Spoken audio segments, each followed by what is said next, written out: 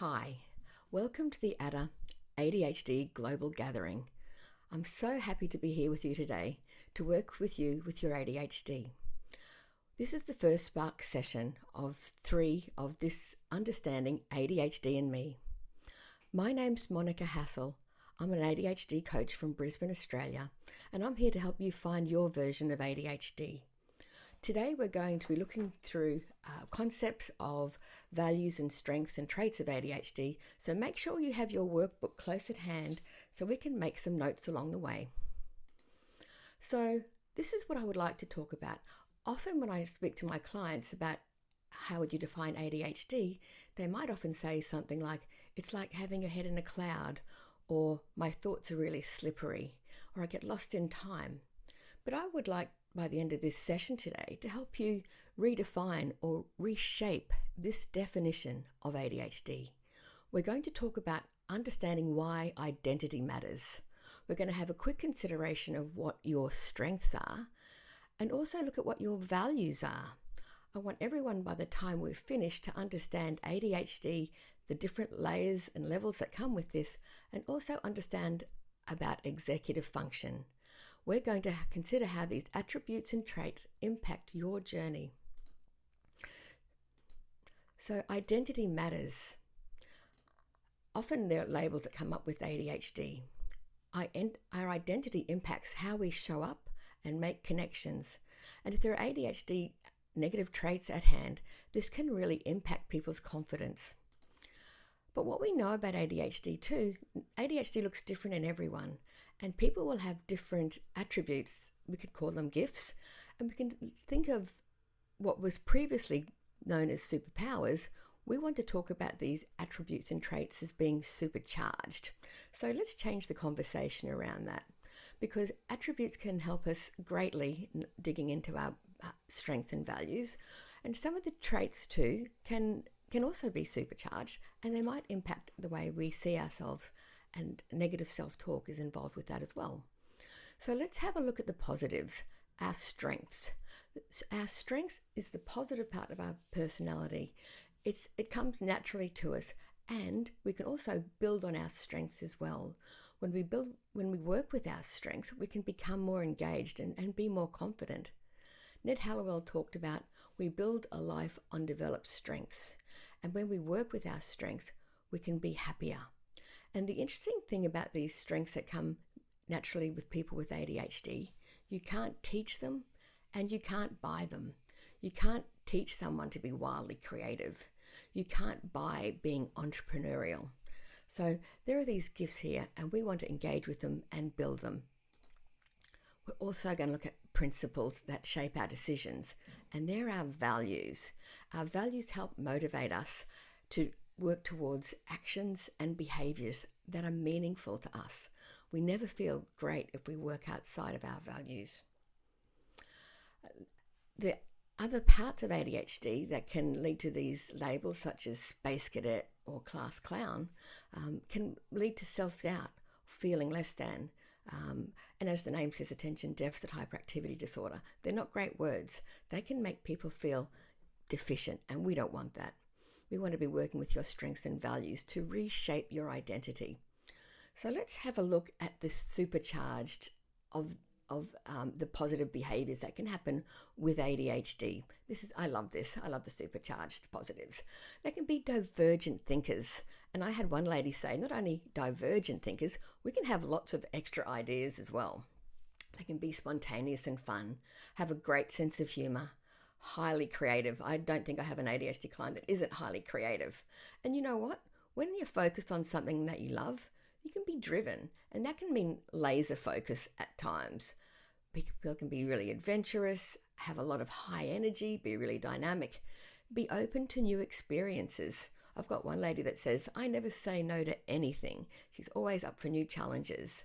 People with ADHD can often be really great thinking outside the box problem solvers. While everyone else is thinking of, focusing on what's at hand, people with ADHD are making other connections outside of what everyone else is focusing on. So that can be a great attribute as well. And this is quite possibly my favourite. People with ADHD are often very, very kind. They'll drop whatever they're doing to help someone else. And they can have really high social justice leanings as well. They really want to help people with a cause. So let's think, what are your supercharged strengths? What comes easily to you? I've got a little list of strengths there that you might find helpful. And in this next minute, we're also going to be considering what comes up for you. What are your core values or beliefs? We don't have to overthink it. I just want you to spend the next minute thinking and noting in your workbook your strengths and your values. The little examples that are there, or you might think of some other values that you like as well. So let's spark.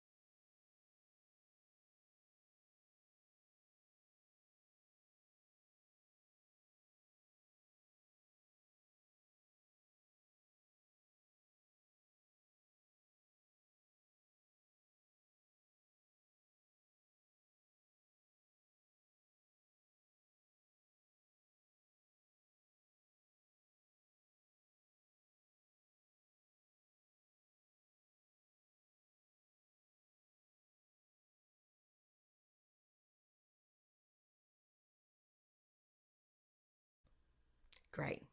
How did you go? So now we're going to spend the next few minutes looking at the ADHD volcano.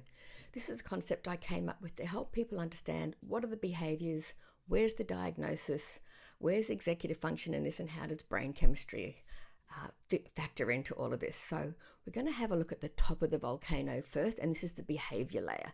It can be fiery. So these, I won't read them all out, but these are some of the traits that might apply to you. So I'd like you just to take a few notes, see the ones that mean something to you. Sometimes people with ADHD can be really distractible or focus on the wrong things. There can be frequent arguments.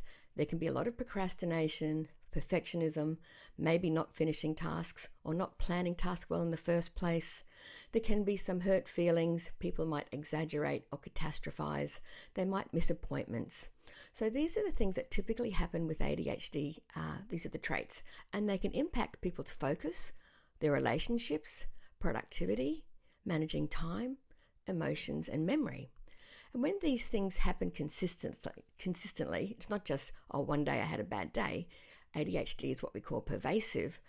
It happens in lots of different life areas, and it makes you might go to your health practitioner to talk about these things, because certainly ADHD can make people feel very anxious. That's a real response to these sorts of situations that are happening. It can even make people feel despondent or demoralized, these behaviors. So I want you to notice two other little volcanoes also popped up in the background there. One's called coexisting mood. The other one is called coexisting academic. So I want people to realize or understand that ADHD rarely happens alone. So most people will have another coexisting condition as well.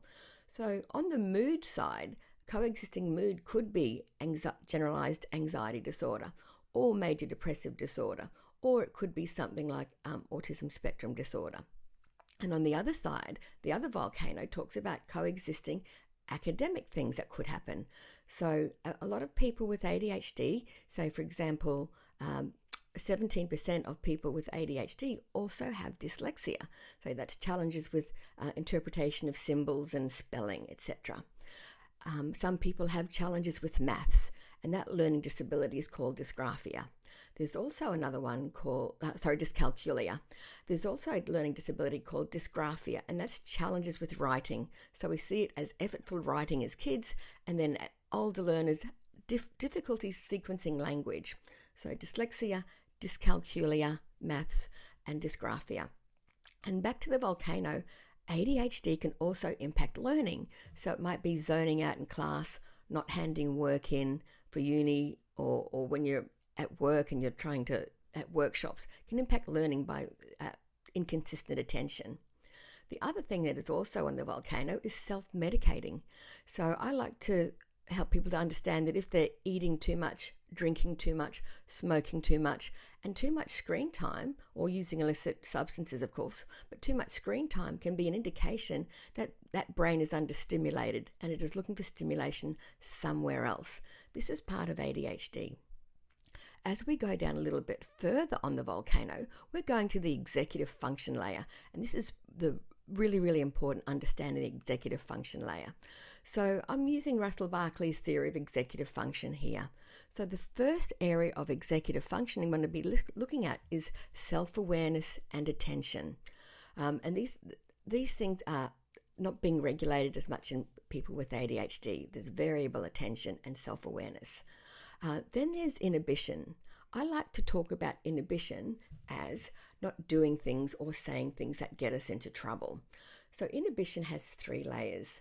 There can be a motor inhibition, where it's hard to sit still, whether you're a child or an adult. There can be fidgetiness, can't sit still while you're trying to watch a movie or read a book. There's a cognitive layer, which is maybe spending too much time on screens, overspending. For some people, it could be gambling. It could even be things like speeding, motor vehicle problems. It can also be reading too much. It's cognitively not being able to say no to something. And then the third one is verbal inhibition. So people with ADHD might tend to take a lot of words to say something. They might overshare. They might say the wrong things. They might blurt things out. And that's what we call verbal inhibition. And what you can see, we've already addressed the core symptoms of inattention, impulsivity, and hyperactivity. We haven't even got to working memory and emotions yet. So we need to look at these executive functions here. And these executive functions, they all happen in the prefrontal cortex here for future success. So when we're looking at working memory, we're looking at, I talk about it as the memory that we're using while we're working. It's that right now memory. So it's about managing all the information of things that you have to do and trying to keep it in your head, and managing time, and also managing that self-directed talk to think, oh gosh, it's 11 o'clock. I've got to be somewhere so I can pick the kids up or be at work on time. So it's managing all of these areas here. And that can be hard with ADHD. So then there's emotions, and I like to talk about emotions in ADHD. Often it's the right emotion, but the volume control is wrong. I'm going to say that again because it's really important, because it's different to a mood disorder such as depression, where the mood isn't correct. With ADHD, the emotion is right, but the volume is wrong. So it might be overly enthusiastic about some things, or extra sensitive, someone gives you feedback, or extra worried about something, or extra angry in the moment. So the emotion is right, but the volume is wrong. So as we go through a little bit further, underlying those executive functions working well is brain chemistry. So brain chemistry and brain networks. So that's why many people with ADHD prescribe medications to help activate that front part of their brain. So if the brain chemistry isn't working, we're going to have a look at this volcano because it's going to make sense. If brain chemistry isn't working, the executive functions aren't working as well because they're not fueled, and then those behaviors happen. And the fallout from that is shame or guilt and negative self-talk, and often low self-esteem. So this is why we want to change the conversation around ADHD. So here's a little framework tool that I talk to, and these are the 7 executive functions that you can see right there. So what I want us to change the conversation to is ADHD can better be described as challenges with self-regulation, and it's self-regulation of these executive functions. So time for another 1-minute spark. So I want you to think, which traits of ADHD, so recall the top of the volcano in the behavior layer, which of these relate to you? Or are there other traits? So I want you to write 1 or 2 of them down. So let's spark.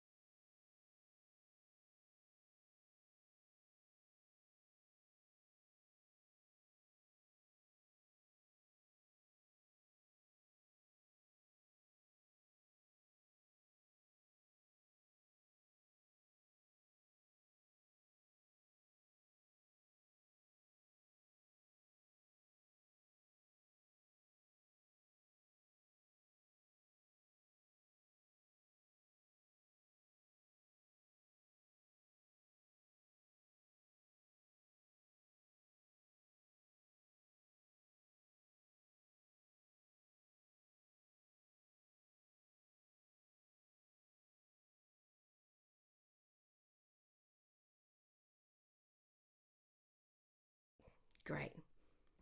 Okay, so let's work on to the new version of ADHD in you. How would you now define ADHD? So let's consider the traits you note about yourself and reflect them on a situation where ADHD is impacting your behavior. How can this EF framework tool help you? Let's, as we continue, consider a deeper dive into your strengths, and let's do a deeper dive into what your values are.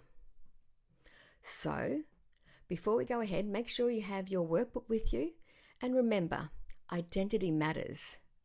And Aristotle once said, knowing yourself is the beginning of all wisdom. So let's get wise and let's get sparking.